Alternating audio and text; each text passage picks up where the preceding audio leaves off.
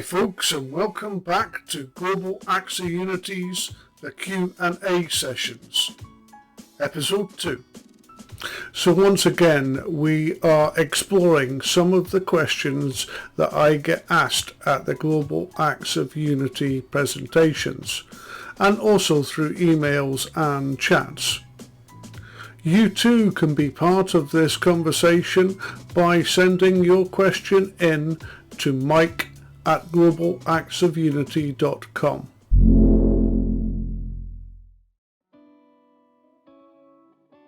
So to answer Ryan from Fraserburgh's question, if I could see my brother now, what would I say to him? Well, hopefully my brother will be in the same place as my mum, my dad, my uncle and goddad Stuart. They have all passed on, and I hope that they are all sitting with a drink in their hand, enjoying the laugh. David was always the most sociable of our family. He could make friends with everybody, and he was always showing his sense of humour and just enjoying the crack. So I am sure he'll be sat with a drink along with my family, and my words to him will be, "Hey bruv, it's your round. Get them in, son."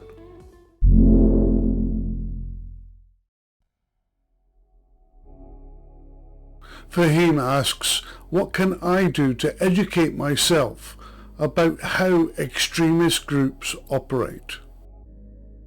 A lot of the information and material published by extremist groups is intended to create divisions and hatred between communities.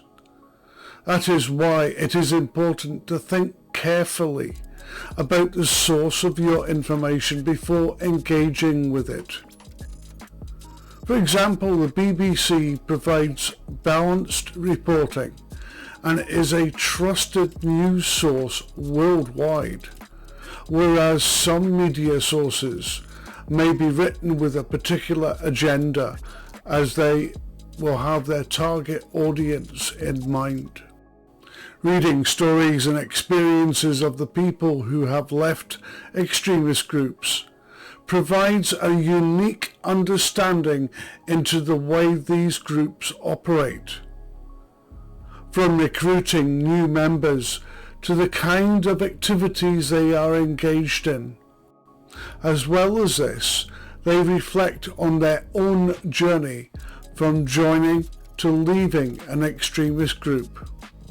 Academic reports and books will help you to think critically about the way that extremist groups operate, as well as understanding their motivations and beliefs. This will help you challenge ideas and engage with the information. Speak with your peers and ask questions about what you have learned. They may be able to help you understand something that you have read or make you aware of something that is not accurate. Finally, engage with what you have learned by speaking with your friends and classmates and help them learn too.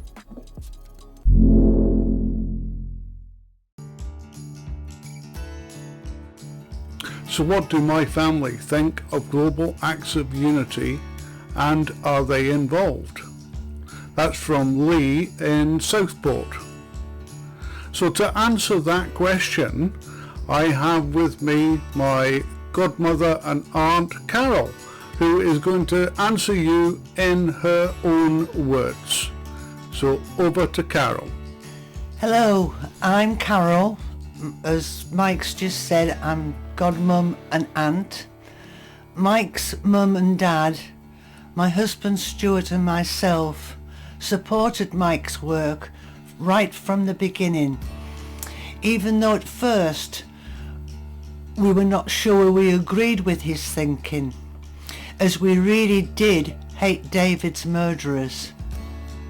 As time went by, we understood what he was doing and came to be in total agreement with his thinking. Hate did not win.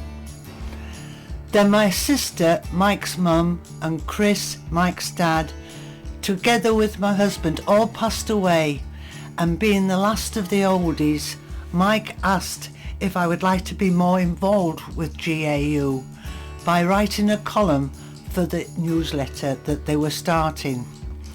I agreed. The newsletter is published every 2 months, and by subscribing with your email address, you would automatically receive the newsletter by email.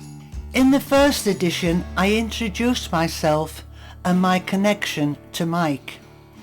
The second edition was about how I felt, my hate, my eventual understanding of Mike's work with GAU. If you've not already read these newsletters, you can get back copies of these. The 5th issue will be published on the 8th of October. I had also been helping Mike with the Haynes backstory. We had always been a very close family, and I was able to help Mike with the early details, adding little stories here and there and a memory here and there. At the end of April this year, Mike suggested that I write my own post, sharing my memories of our family's links. I must admit, with being the last oldie of the family, it was difficult at first, but also so good remembering the good times and reliving the laughter and the love that we had, together with our ups and downs, so much so that we thought it would be a good idea to set up another column in the newsletter called Memory Lane, which I have agreed to manage. Why not remember your good times, be it with family, friends, or even places? Just send me your story together with a photo, if possible, and the name you want attached, and we can publish it in the newsletter. Remember, our next edition is due 8th of October. The newsletter will also show the good work Mike and all the team at GAU are doing, how schools are reacting to Mike's talks and the competitions they have held. I am just pleased that I can contribute a little towards this. In these difficult times, I feel whoever we are, wherever we come from, and whatever faith we believe in, that by uniting with tolerance, kindness, and without hate, we can create a better world for all to live in. Wonderful wise words from my godmum there. It is really appreciated that she came on to video and shared her thoughts with us. I am sure that you will agree. It's not just Carol from my family who has been involved in Global Acts of Unity. It does include all my family, including my 2 sons and my wife, my good lady. Vanessa, my wife, has accompanied me on visits and presentations, as had both my boys, and have acted as my assistants and have been a great help. Both my boys have also written interesting articles for the newsletter and for the website, and they have been of great help, and they support the work that Global Acts of Unity does.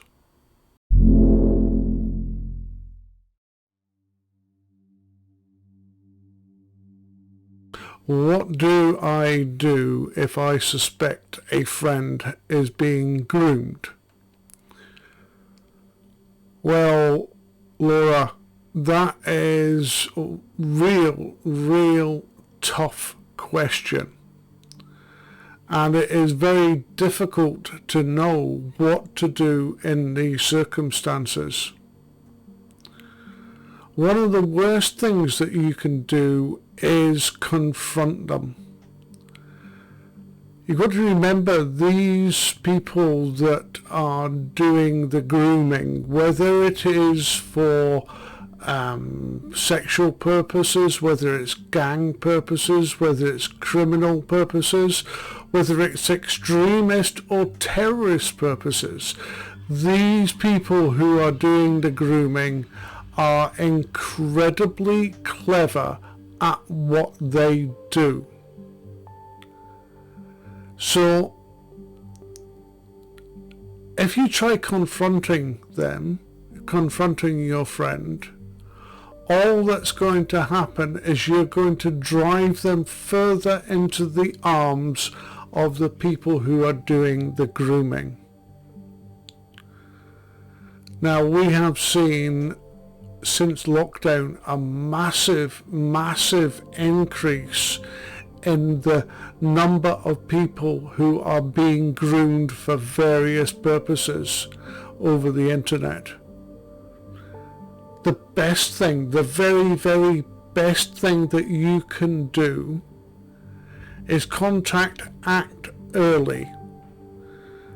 Act Early are an organisation that will give you advice on how to deal with your friend, how to help them get out of the clutches of these despicable people who groom their victims. And your friend is a victim.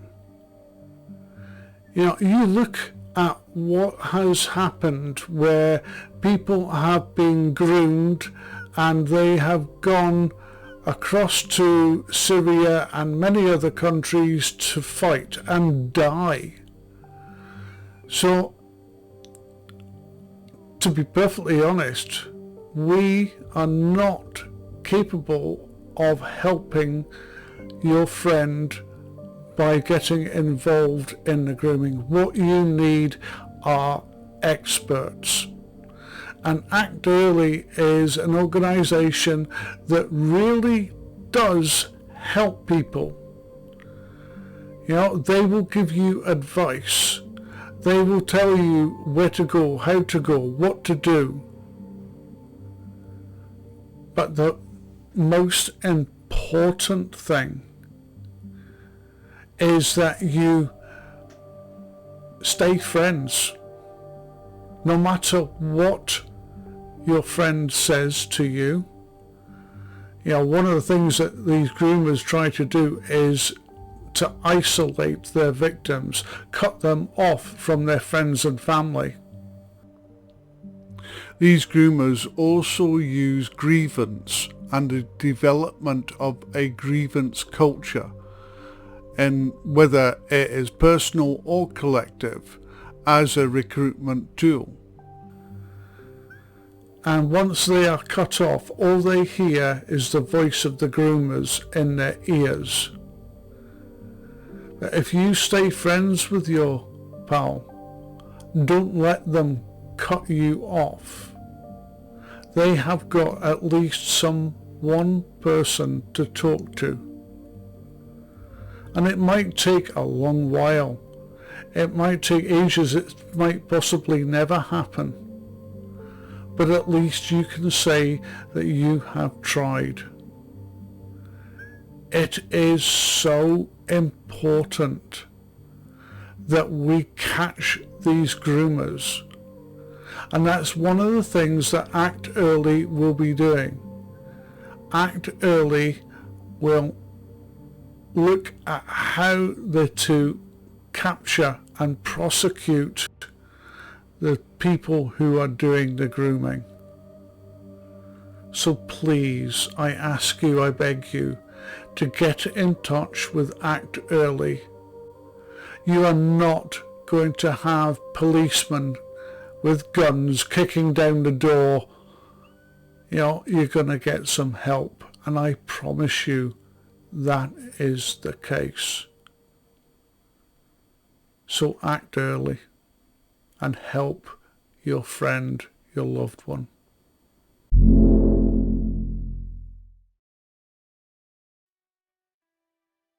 So Eric from Tyneside writes, I'm a very emotional person and sometimes I let anger control me.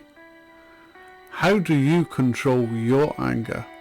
Well, Eric, I readily admit that I am a very emotional person as well, and there are many occasions where I have let anger control my good senses and come to regret those actions. I don't know about you, but with me, when I get angry, the red mist comes down and I have a real problem in thinking clearly and concisely. And that makes me do stupid things. You see, when we get angry, we lose all logical thought.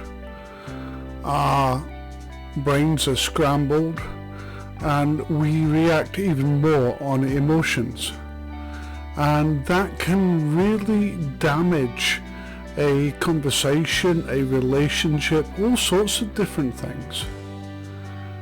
And then afterwards, we kick our own rears because we are annoyed that we got angry. We lost control of the situation.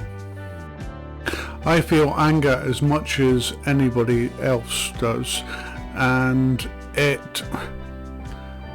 I hate the way that anger makes me feel, how I lose control of rational thought.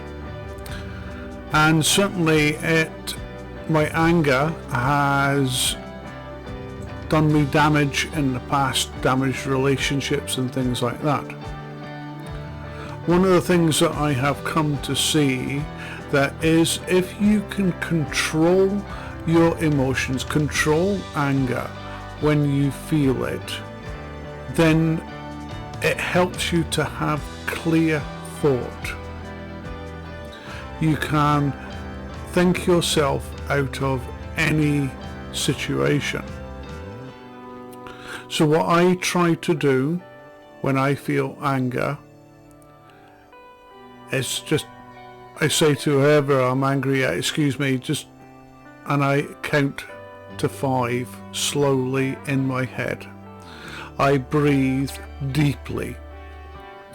Then when that anger has gone, I return to the conversation. I say thank you for letting me have a bit of time. And I find that conversation goes so much better when emotions are not controlling me. So my message to you, Eric, is next time that you are feeling anger, take a few seconds to yourself, slow your breathing down, count to 5 in your head, and then let out a big long breath. And by the time you have done that, you're over that point of anger and you are able to act and speak in a rational manner.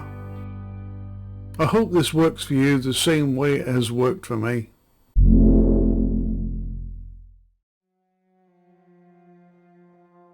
So to the final question of this episode, and it's a real cracker from Tom in West London.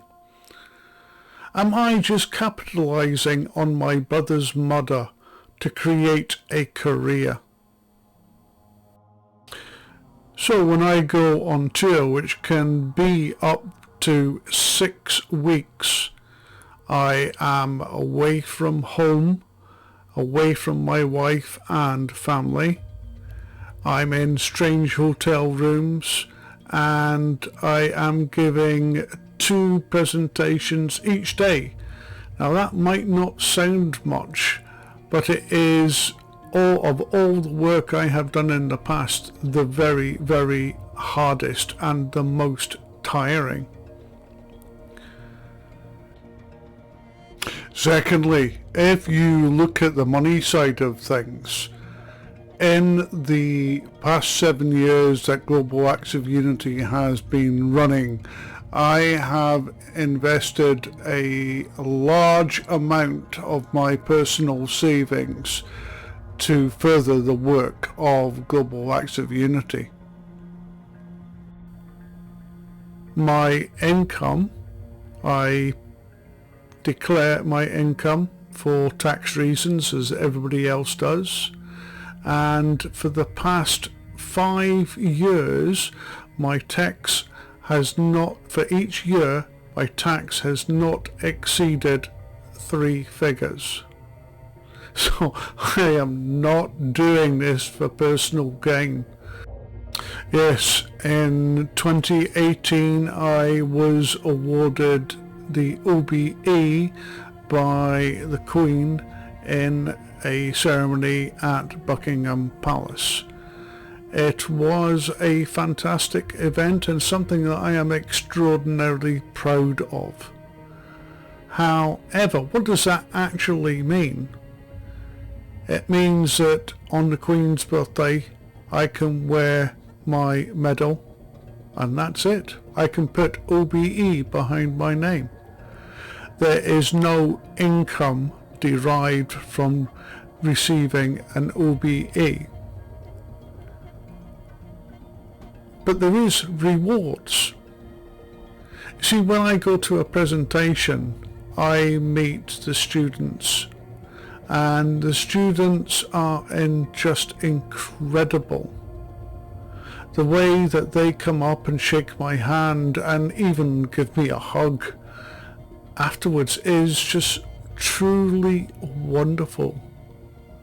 But the real reward is knowing that some of those students who watched me in my presentation are going to walk away and do something positive.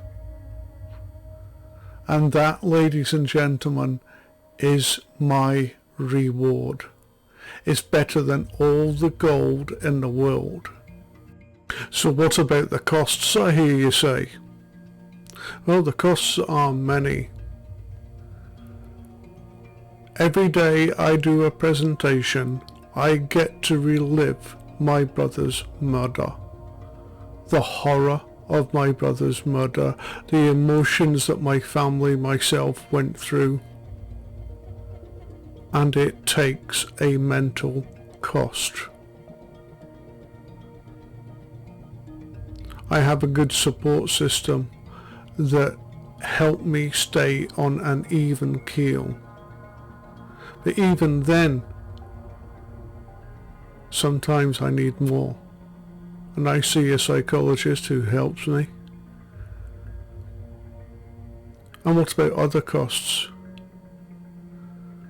So I am lucky enough my wife has a good job and she supports me. I bring very, very little money into the house because I get very little money. The only income I have other than the very small income from Global Acts of Unity is a disability pension that I receive from the NHS. There's other costs as well. It's simple things like my wife works all day, so she has to come home when I'm away on tour and do the gardening, do the cleaning, do the cooking, do everything that I can't do when I'm on tour. It means 6 weeks of loneliness, of without being together. Yes, there are occasions when my wife comes down to wherever I am visiting and spends a weekend with me.